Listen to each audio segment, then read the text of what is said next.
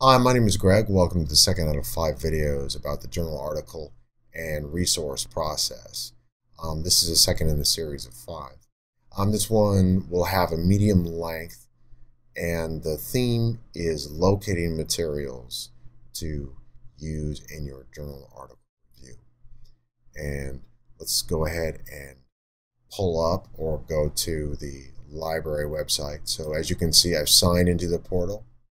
And then when we click on the library, that will pull us up where we need to go. And then the next place that we want to go are databases.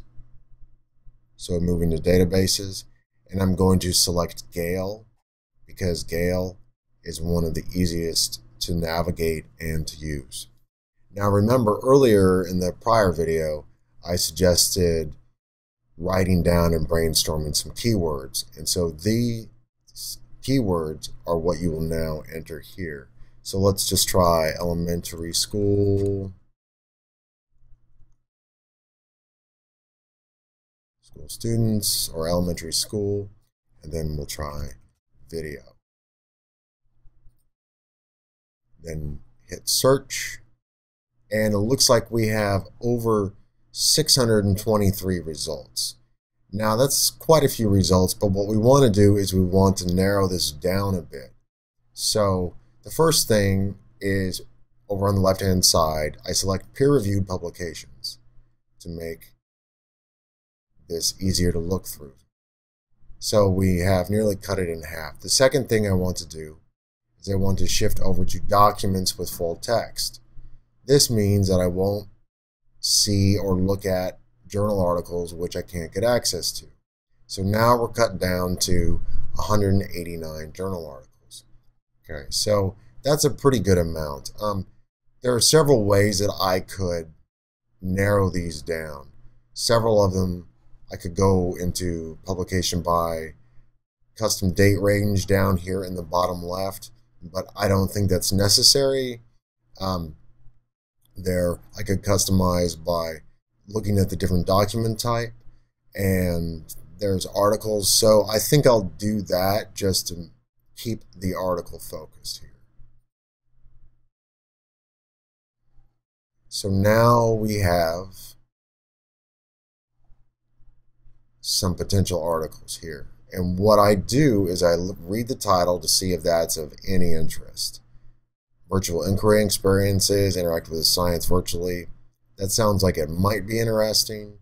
So notice how I'm not just clicking on it, I'm opening it in a new tab. And the point of that is that I will do this with 5 to 7 articles that potentially are interesting to me so that I can then go review those in greater depth. Learning technology transfer may be of interest. Let's go ahead and open it anyhow. Watch and learn, learn and produce. This is from 2011, so that might be of interest. When I scroll back up, most of these articles are from 2011, which is good because they're recent, they're current. Webcams in the classroom, 2010. That's definitely interesting. Captioned media, I like that, but I don't know that a lot of other people do. So I'll just go take a look. Digital science video library, maybe. Cartesian project, combinatorial reasoning. Nah. I keep on scrolling down. Measuring digital images in math and science classroom. Let's see, this looks like it might be a specific tool or a strategy, I'm not sure. Teaching for conceptual change in space science, that looks cool, 2007. So I've selected 6 or 7 different articles here. So now that I have selected a few possible ones, now I only do this with 5 to 7 of them because if that's enough, then I'm good. If it's not enough, I can go back to this list. So I will start at the most recent one I selected. Okay, virtual inquiry experiences. They interact with the science virtually and make nanoscale observations.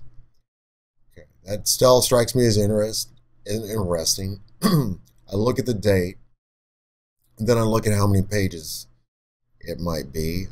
This looks like it could potentially be very long. So then what I do is I scan through the first paragraph. Students working with different tools, working with the scientists. That looks cool. I scroll down to the back, to the bottom, and I see if there's any conclusions here that interest me. Assessment, left to individual teachers, sharing observations, and then connecting to the standards. Oh, okay, so it connects to content standards. So that's probably going to be of use to me and some of my colleagues.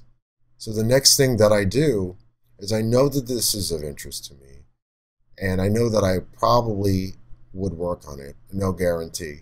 So then I hit download, and it is giving me an HTML download, which is kind of a bummer. But I'll save that anyhow.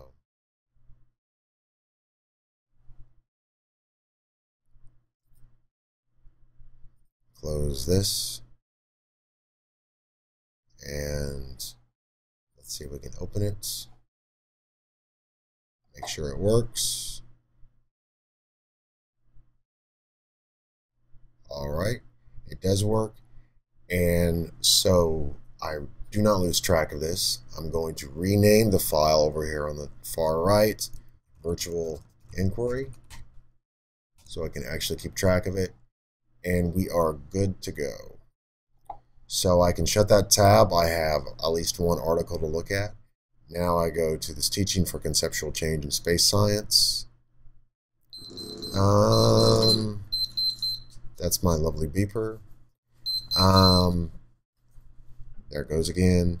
Anyhow, what causes the phases of the moon? Teaching for conceptual change.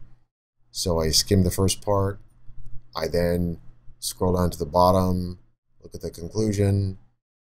They have naive views, conceptual change, and this approach enables conceptual change. And they also have some data. Looks like they're working with 6th and 8th and 10th grade. So that might be a little bit out of my range of what my interest is, but I'm going to grab it just in case I might like it next time. So I do download. And why is this not allowing me, giving me PDFs? I don't know. So I download this one. Okay. And I save it. And I go make sure that it has a correct title. So this is conceptual change. Then once I've saved it, I open it up to make sure it works. It does work. So then I close the second article. Now, here's one about learning and leading with technology. It looks like it is focused specifically on software. I don't want to worry about that or think about that. So using captioned media as mentor text, this interests me. So now I choose a PDF, I download it.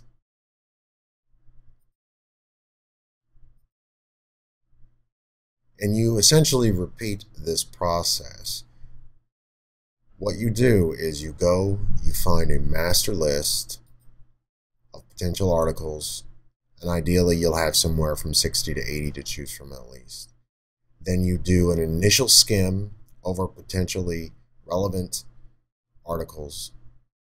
Then those that look interesting to you and your specific needs, then open up in new tabs and you quickly review those to see if they're viable.